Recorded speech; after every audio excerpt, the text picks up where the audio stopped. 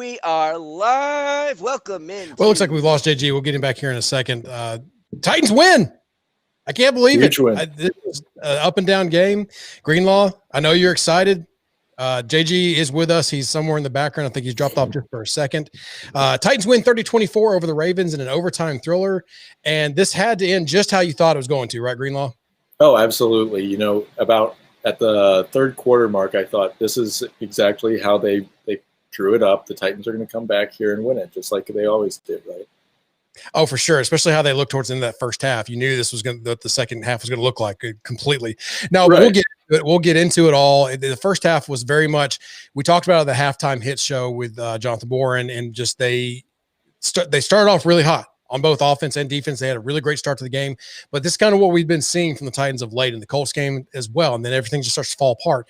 So definitely had that feel as we're going into halftime for the Titans, but then they turned everything around. And Art Smith called a phenomenal game in the second half on offense, and the Titans, that grit and grind we've been talking about, that I had said on the last post game, that once that disappears, I don't know what this team is. This team is a 2-win team if that grit and grind is not there, because if you look at, that's what's carried them through all these close games. You had another one today where it does it again. JG, welcome back in. I know you disappeared for just a second, but I don't know if you ever hear all that, but just Was that really gone? Do what? Was that really gone? Yeah, you were gone. Okay. So, but we're back now. We can see you. So I was here the whole time in my ears. Anyway. okay. Well, we didn't hear anything, so I apologize if anybody, we were talking over each other. But what a game! I got to give credit to the coaching staff and the Titans here for pulling this out. And then that's what we're talking about. Greenlaw's given his job. JG, what's your thought on the game? Does it go how you wanted it to, or how you thought it would? I thought the second half was a really excellent job by the Titans coming out. I mean, obviously the start was bad. They go 3 and out right off the bat, and then they allow Baltimore to drive all the way down and get a touchdown. But that is also how the Titans started the game. Titans defense forced the 3 and out, allowed then they turned around and drove all the way down the field and went up 7-0. And at that point, it was like, all right, Titans are off to a great start. Second half looks the inverse of that, and I actually thought to myself, you know what? Maybe this is the way it needs to go for Tennessee this half, because it's been going really poorly against Indy. It was really bad in the first half against Baltimore. They started off good, and then they just got terrible. So I thought they did a great job in the second half making adjustments. You talked about Art Smith there, but the way that they were able to mix in the play action in the bootleg game to keep Baltimore, and Tony Romo did a great job, I thought, on the broadcast, constantly talking about how Baltimore was keying on Henry, which is 100% what they were doing. And I thought they did a great job of using, like Tony Romo said, using that to Baltimore's disadvantage. Yeah, I agree. As I chuck my beer and I get a comment in the chat, appreciate that. And we got to talk about some of the playmaking of some of the players. We thought this was going to be a game back to basics with Titans in the run game, and it very much was. Derrick Henry, when you look at it, finishes with, I think, 133 yards and a touchdown. But it was one of those grinded out games for him again, right? Where he's getting 3-4 yards a pop. He's always falling forward. The benefit to that, yes, F the Ratbirds. The benefit to that is the Titans staying on schedule and staying ahead of the chains and able to have this balance. Now they lost a little bit of that in the first half, got a little cute with some plays. We'll get to the snap in just a second. The bad snap, getting Douglas in there after Jones gets poked in the eye. But in the second half, these players, Corey Davis making big catches. A.J. Brown, phenomenal effort, catch, and run into the end zone with the help of McNichols, McWeapon, getting him in the end zone. Just fantastic effort all around from those guys. And then Henry's able to step up and break the game, close it out with a win. So it's great to see all that kind of happening in the balance for the Titans. A kind of rebound game, not only for these players, Tannehill rebounds, Art Smith rebounds, defense rebounds a little bit, because I thought the defense – let's touch on this. I thought the defense was phenomenal against Lamar Jackson. He did not have a great day. They held him in check. And because of that, some other players had some opportunity to do things. Yes, he hit the long pass to Mark Andrews, but what are y'all's opinion on Lamar Jackson's day and what the Titans were able to do to him? I thought the Titans defense did a really good job. I thought this might be outside of I'm not going to count the Bears game because Nick Foles is awful. But I thought besides the Bills game, this was their best performance of the year. I thought they did a really good job on Lamar. He was off. I think he was 3 for 11 at one point during this game. So they did a really good job of limiting him. And in the NFL, if you only give up 24 points, that's really pretty good. I know it sounds like a lot of points, but it's really pretty good. And it seems like this defense has Lamar Jackson's number, even though Dean Pease is gone. It still seems like they have a pretty good game plan against it. Yeah, I don't know if they just dusted off the same game plan they used from January. Probably not exactly, and the Ravens offense doesn't look the same as they did in January either. So I do agree though. The Titans defense, I mean, there were some plays where they didn't really come up with the big stop on third down or whatever, and but they also did come up with a lot of big stops. The biggest one to me was after the Tannehill interception. They Yes. they Yeah. forced that field goal, but that obviously wasn't as big as the final stand in regulation. I think it's crazy. Before the Titans kicked it back to Baltimore after they scored that touchdown, the final touchdown, and Ryan Tannehill ran in the 2-point conversion. At that point in the game, there was what, like, I don't know, a minute, 2 minutes left. Tannehill had more rushing yards than Lamar Jackson at that point in the game, which if you had Yeah. told me that before the game, I would have been like, well, the Titans blew them out then, right? But Right. Lamar finished with more rushing yards because he had a lot actually on that final field goal drive for the Ravens. But the defense then is like, they get that stop, and then the coin flip happens, and the Ravens are going to start with ball, and you're like, oh my gosh, you have to hold them to a field goal here because otherwise obviously the game's over, but like in my mind, it was either hold them to a field goal or lose the game. Like I didn't even think that they would get a stop there at all. So they came up with their first sack of the game. Harold Landry finally gets home, Great forces effort that on the punt. play. Great effort on the play getting to him. And here's the thing: when you get to guys like Lamar Jackson, sorry for cutting you off, we get to guys like Lamar Jackson, a great job of wrapping up and actually getting him down because too many times you've seen the Titans get there, get to these kind of quarterbacks, the mobile quarterbacks, and then they just break out of the way. They saw it against Burrow. You've seen it multiple times. So great job by Landry. Just kudos to him real quick. Sorry. Yeah, I agree. And Lamar, I mean, on those scrambles, he was so close to getting a first down, and he actually picked it up like 3 or 4 times on those like third and short plays. But then, they started locking it down, and they had that one third and one that was short that John Harbaugh challenged, which was an interesting challenge. I mean, it wasn't enough to overturn that, so it was an interesting challenge in my opinion. And then the very next play was Amani Hooker's interception. Imagine if, they had gone for it on that third and one instead of getting a false start. So I think there were some huge stops that the defense made in big moments there that really helped turn the tide and get the ball back. And when the Titans took over with 7 minutes left, down needing a touchdown, what was your guys' feeling? Because in my mind, I was like, this is where they've been all year, and they've done pretty well in this spot all year. Yeah, and that's the thing is I keep saying grit and grind. I know that's Memphis Grizzlies is saying, but that feeling was coming back this game, and it was thanks to the balance, it was thanks to the rebound, it was thanks to how some of these players had stepped up. But when you look at how the first half ended, AJ Brown's dropping passes, Ryan Tannehill is off. There was that one pass that literally dropped in between Corey Davis and Brown. You're like, I don't even know who that's to. Was it too high or too low? So there was a bit of that. Like I would have thought that given that opportunity late in the game that they would be able to march on the field and score that touchdown.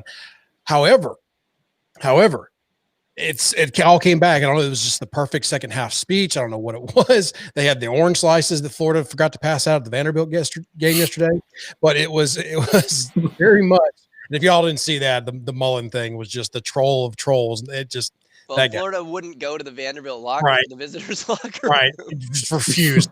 The joke was that I hope he brought orange slices to pass out to his kids. Just huddled in the shade. Anyway, so I don't know what the speech was, whatever, but they got some of that back they had earlier in the season. And if this team has that going forward, there's hope.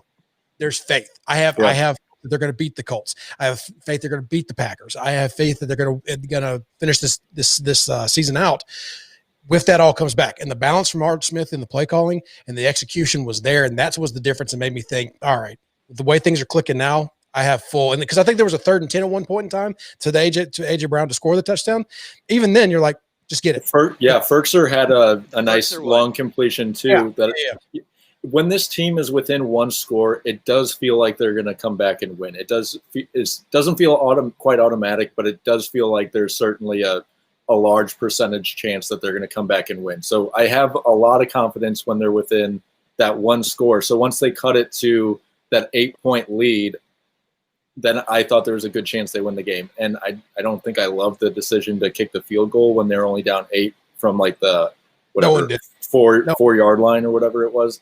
But this team is good enough to be within one score game to feel comfortable. It kind of felt a little bit like the Steelers game if Gostowski had made the field goal at the end to tie it. It had the same sort of first half was pretty terrible, and then the second half they came on and they looked like the Titans typically look. And actually, though, the third quarter was pretty scary, in my opinion. I That's mean, true. the fourth quarter Titans were here to play today, but in the third quarter, the Titans had that one drive in the third quarter. It's the one I think you're talking about that ended in a field goal, where like early in the drive, Henry takes an absolute stick from Deshaun Elliott Hookem that was just He like was sticking folks today. the Good Lord. this felt like one of those early 2000s Baltimore Titans games where it's like you don't like somebody's going out with an injury on every play. It's just Right. such a physical beatdown. And that one drive, I mean, Corey Davis like was slow to get up after a big catch down the sideline, which was I think the Titans' biggest play of the day. It was like a 50-yard catch. And then 50 yards. the very next play, Ben Jones had to go out for a play, which led to the Jameel Douglas snap over Henry's head, which actually, okay, Yep. this was a different drive than the one, the 4-yard line. You guys Well, did, do you but want to know still. all the players who went out for at least one play out of injury? Because I listed all of them because I Yes. thought Go ahead. it was getting ridiculous. So Corey Davis went out for a play. Ben Jones, Jayon Brown, Jonnu Smith, Derrick Henry, Tyson Braylo, and A.J. Brown all got injured at one point and missed at least one play because of injury. Some of those guys came back, obviously, but still, it was getting ridiculous. It felt like, just point to a player and there's a pretty good chance they're going to get injured on that play. Yeah, real quick, big comment in there. Yeah, Corey Davis had a massive game. The catches, the conversions. That's what I'm talking about. He came out and made plays, and I think that sparked A.J. Brown a little bit as well. So yeah, Corey Davis, great job this game getting those plays and being a great target for Ryan Tannehill in the second half for sure. Great point there. And we did talk about the snap there for a second, just to kind of pause. There was injuries all over. Jayon Brown's looked really bad. That elbow looks. Yeah, I won't want to watch it ever again. Oh, it looked bad. So I think that he may in fact be out for a little while. If not, don't want to speculate, but it looked bad. On a penalty, on a clipping or a chop block or something. I can't remember what the call was, but it was definitely a penalty. JJ, you look clear now. Anyway, I hope it's not serious either. But Big Q, came in. I didn't see did Sombrero not come back in? I kind of lost track. I meant to track that to watch, and I lost. Either way, but I don't know. Yeah, so I didn't check it out either. Real quick though, Packers just went up on the Colts on a touchdown by Big Robert Tonyan. So big update. 6 going to be 7-0 Packers. Nice. That's big. All right, so keep tracking that. Douglas comes in for Jones after getting poked in the eye on one of those injuries we talked about coming out, and I'm little upset at the gimmick play because you have the new center in. It's one of those things where if especially it could be just one play, why not just have a simple snap to Ryan Tannehill and hand the ball off? And it's just, I don't get it. I was a little upset at the coach staff there that having a little better, because not only are you asking a center to come in and snap on a special play, but you're also snapping it to a running back who's not typically used to catching shotgun snaps. Now, I'm not saying he can't do it. It's a whole lot of chance you're leaving out there for something to go wrong, and of course it did. Kudos to Derrick Henry, by the way, of just getting back there and getting on the ball as opposed to trying to pick it up and then it gets knocked away further back. Who knows? So kudos to him for just falling on the ball, not trying to make a play after. Just cut your losses and fall down. So kudos to him. But yeah, the coaching decision there to run that play, I know you're in the flow, you want to do whatever, but I have to question the timing of that play. Maybe it's the next play. Yeah, wait till Ben Jones comes back. Right. Right, in one play, because he came back the next play. Yeah, and the thing about that play is like Derrick Henry isn't a quarterback, so his shoulder pads, especially for Henry, who's gonna be burrowing through people all game, like his shoulder pads aren't allowing him to jump up and catch a high pass. So yeah, it's just overall just a terrible play. But I did think that they came back down, and in the fourth quarter they had the drive that took them down to the 4-yard line. Derrick Henry had his best runs of the game to that point. He had a 24-yard run, he had an 11-yard run, and then they get down to the 12. Tannehill scrambles to the 9. They're at the 2nd and 7 from the Baltimore 9. Tannehill passes to Ferkser for 5 yards down to the 4. 3rd and 2 at the 4. They don't even fake it to Henry. They didn't even make Baltimore think it was going to go to Henry. Henry ran like a little flat out route. Ferkser's running over the middle, and the Baltimore's has the middle completely clogged up. Nothing there. I just didn't understand.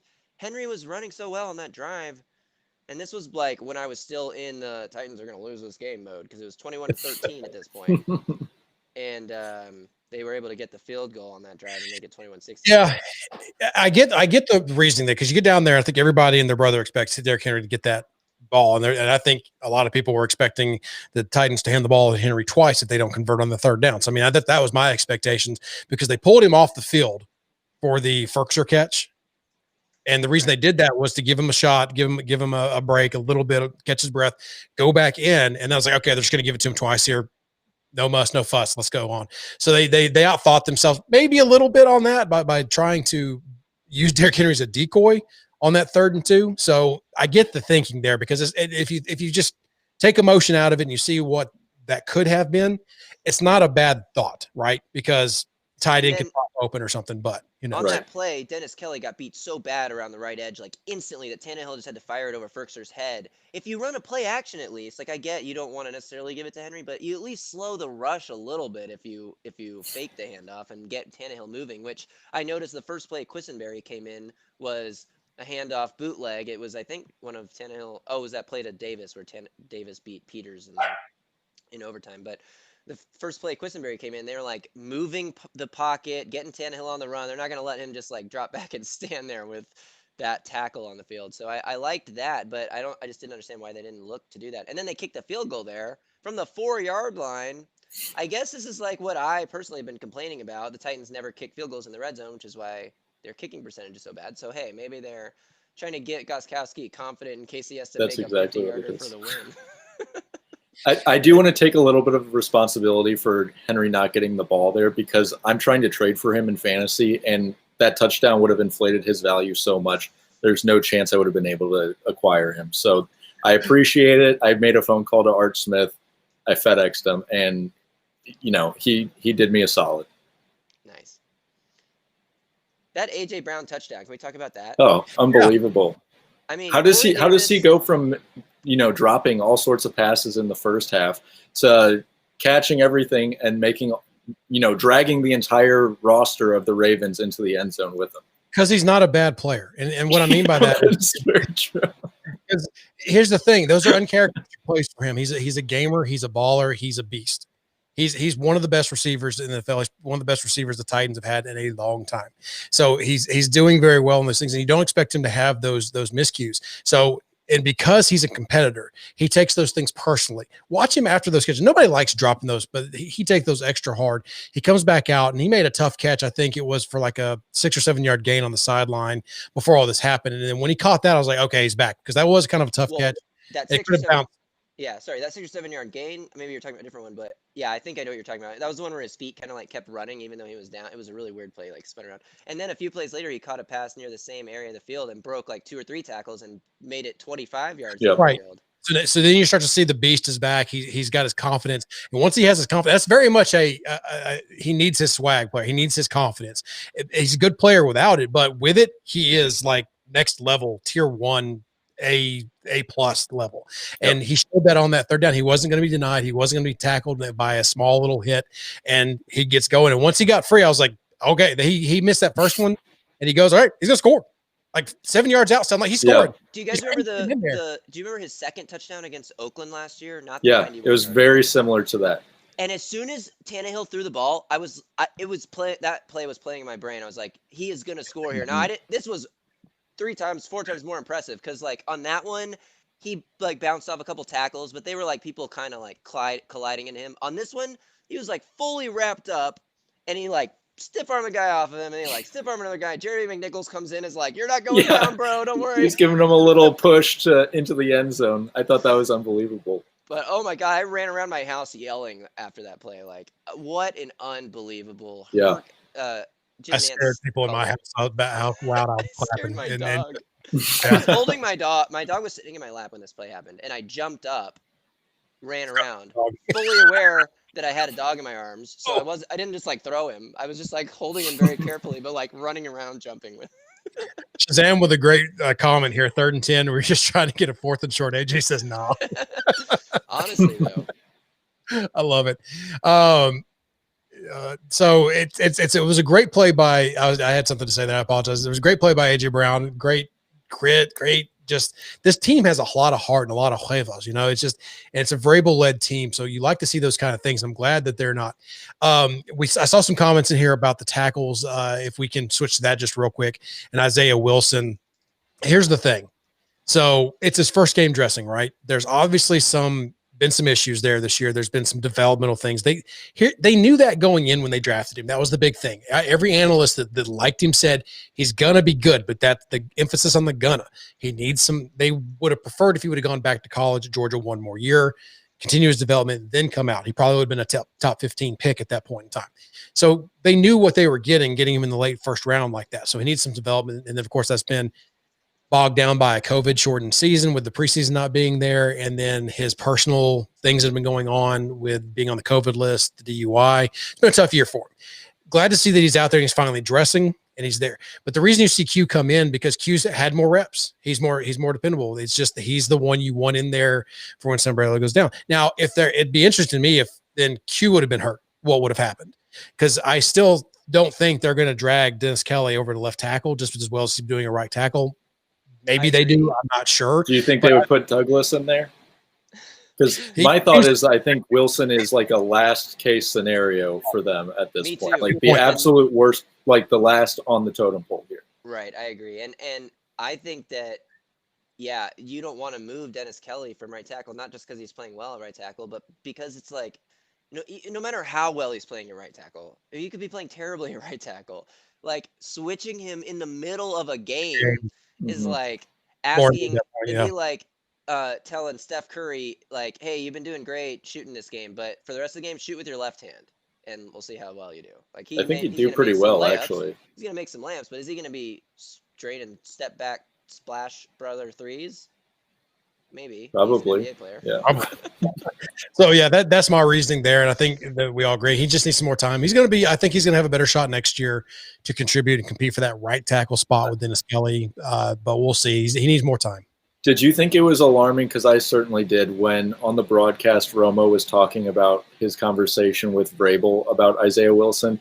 He kind of cut himself off when he was talking negatively about Wilson, and I thought, what?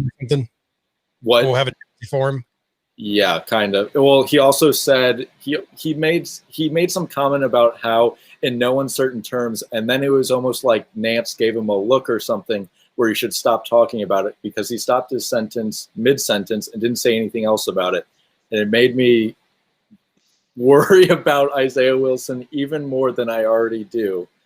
So, I mean, that was alarming to me. Yeah. He obviously has been doing what he needs to be doing in all aspects of personal life on the field. So I think I don't think it's alarming so much as it just confirms kind of what we were all thinking anyway was going on. It's just more of this is confirmation of that he's just really low on the totem pole as far as what stands and that backs it up. He's an emergency body. Yeah. I just would hope that at this point, since he's been practicing for a couple weeks now consistently, that he would be farther along than they at least made it sound. So hopefully he, throughout the rest of the season, he's able to get more reps and he becomes more comfortable and he is an impact player down the stretch. But for now, it sounds like he's definitely very far away from that. Oh, absolutely. Sure. Let's comment on this comment. The best play of the game was Butler calling Harbaugh a bitch in pregame. When Lamar Jackson shoulder bumped Butler in the end zone, was that after the Mark Andrews touchdown? Yes. So that was the turning point in the game because from that point on, the Titans dominated. I mean, the Baltimore next possession was Lamar's interception, and then it all just snowballed. Butler's kind of the backbone of the trash talk for the Titans, right? He's always chirping at somebody. He's very in people's faces, so it doesn't surprise me that he's sitting there. But what I always used to tell guys is don't chirp with your helmet off. You know, I don't expect Harbaugh to hit you, but just in case, don't chirp with your helmet off. Just avoid that, please, because you gotta. It's some idiot somewhere is gonna knock you out. Well, the thing with it was Vrabel then came over and backed him up and started chirping at Harbaugh too. And later in the game, you talk about Butler being kind of this instigator type. Big Jeff got in Des Bryant's face and kind of jumped at him.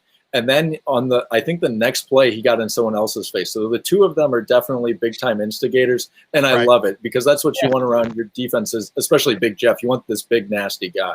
And he's the guy out there telling people to get up, get your ass off the field or whatever he said. How is it that your defense stud is the dude with attitude as well? I mean, how perfect is that guy for your interior defensive line? He's He's fantastic, man. Oh gosh. We got to Yeah. trademark this one. Big Jeff and Harold, I both thought had great games today, per usual for both of them.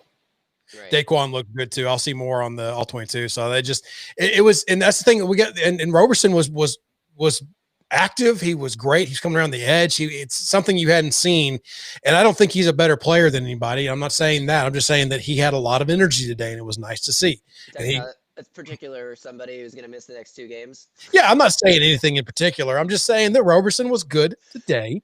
No, he's better than Vic Beasley. Let's not dance around that.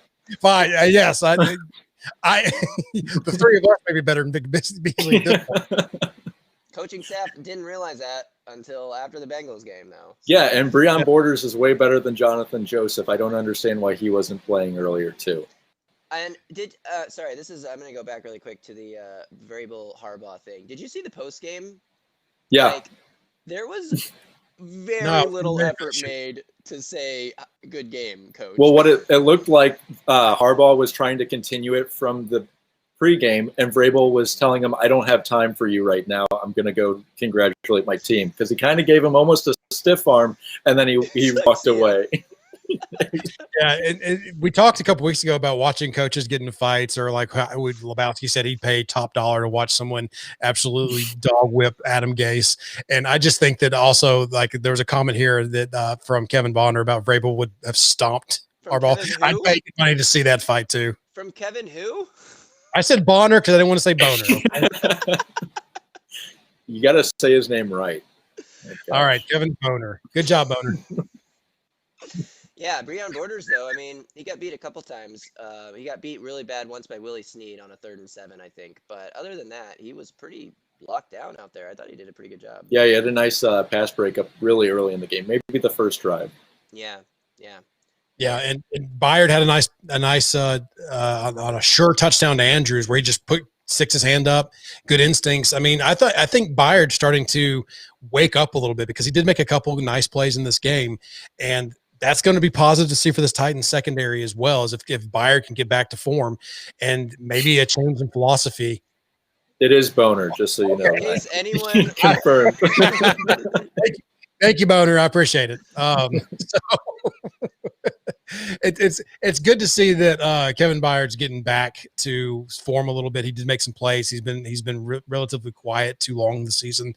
So those are things you kind of look for. I thought Rashaan Evans didn't have a bad game. Obviously, the all 22 from Super One will come out and tell me where I was wrong. But he was active and he was around Lamar Jackson quite a bit, and I thought that was good. Jayon Brown played well early. I hate that injury, of course.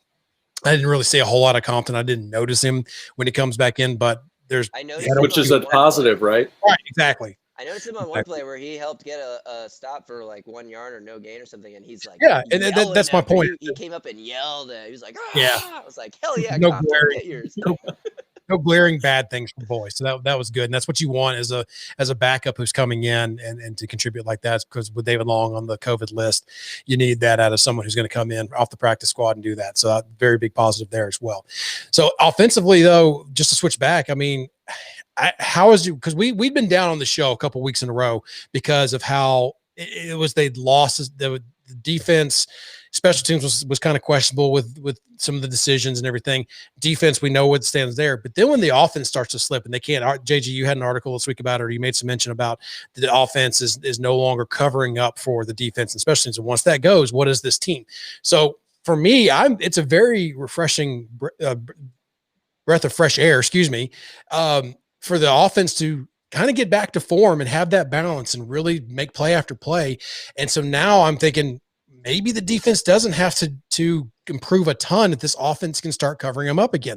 It's tough to ask your offense to do that week in and week out, but other teams do it. The Chiefs have done it for years for the most part, so it's nice to see the Titans offense kind of getting back into form a little bit.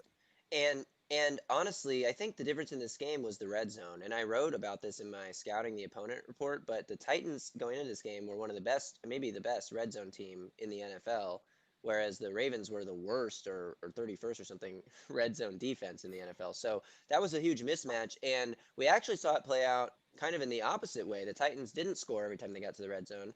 And they had to kick all field goals, but they did hold the Ravens in the red zone, especially early in the game. If those had been touchdowns early on and Baltimore Yeah, was able to like build a huge lead, then I don't think Tennessee can come back in this one. Because Derrick Henry, what did he have, like 50 yards through 3 quarters, and he finished with over 120 something yards, like, or maybe more than true that. Derrick Henry game. I mean, that's a Derrick Henry game if I've ever heard one. He So always gets going late like that. So yeah, but that's a great point about how I don't think it needs to be swept under the rug how good the defense was early to not allow, especially after that interception, to hold them to a field goal. Just huge plays for the defense for the Titans to keep them in this game and for the offense to finally wake up after their downturn. And it's almost like Tannehill needed about a quarter and a half to kind of snap out of that hit he took on that interception. Yeah. And it was nice to see Tannehill. As soon as he got involved in the run game, it seemed like he got involved better as a passer as well. He was money after I think it was the first time he ran for a first down in this game. He was money. So it was after a couple uneven performances. This one definitely was uneven, especially in the first half. But the second half, particularly the fourth quarter, he looked really good. thank you, Shazam, for the numbers. That's why you tune into the show, because somebody will provide the numbers. Maybe not me, but I knew he finished 1-3, so I mean, we just do the quick math anyway. So it's very strong second half and OT there for Henry to finish it. What a perfect way to finish off for the Titans, for the Derrick Henry cut back, jump cut, and then outrun everybody to the house. Looked like the Chiefs touchdown from week 10 last year, the way that he had the whole defense crashing so hard towards that direction to open up the cutback lane. And the same thing happened on Tannehill's 2-point conversion run, where he did the read option and everyone crashes down with Henry. And I don't know if you guys noticed this, but Tannehill going into the end zone, he wanted to do his little finger roll, but then he stopped and just kind of walked into the end zone like he was afraid of what happened against Jacksonville. But then he did eventually jump and do the finger roll anyway. But he made sure that he was in control. Well, he also remembered Jonnu probably getting popped last week trying to do the finger roll at the goal line on the end around on the jet sweep. So, but that Derrick Henry run, that's why I love zone teams, because you can block everything. Defense can play it perfectly, fit their gaps, but one little gap opens up and it's cut back and a running back who can take to the house like Derrick Henry. That's why he's perfect for this system and he's perfect in this offense. And he doesn't need to go anywhere else and just needs to keep collecting paychecks while he can play from the Titans, because he's perfect for how they like to run the ball. And that's why that zone is so great. And you see those things, the wind backs and the cutbacks that can just be so deadly, and especially against a tired defense late in the game like that.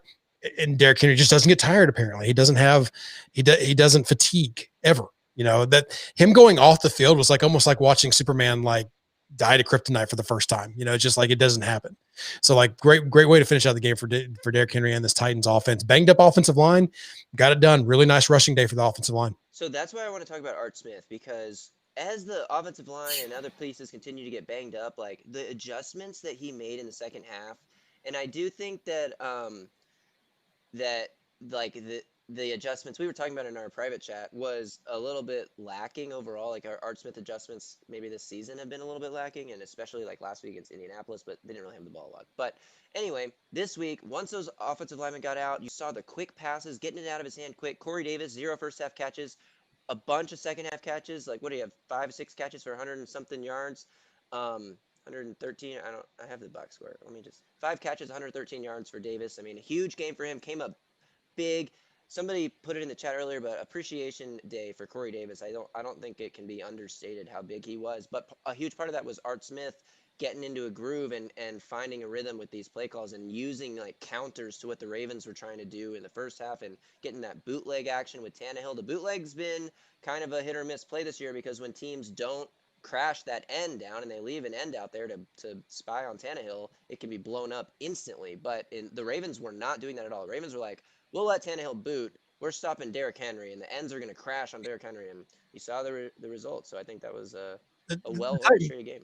They were also giving themselves some chances to get out too by giving some chips off those, and that's what they didn't do when the boots are really not successful with the Titans. It's when they try to ignore the defensive end altogether and rely on him biting on the fake and him washing himself down inside. But when they chip with Swaim or Blasingame or something to get him, at least get Tannehill, who's athletic enough to run away from people, clearly a chance to get outside of that, that's when you have a good play. And that's kind of what I saw today as well. So good job for the Titans not going back and trying to take those chances, because I hate it They're great when you rely on the other player to have to make a mistake for the play to be successful.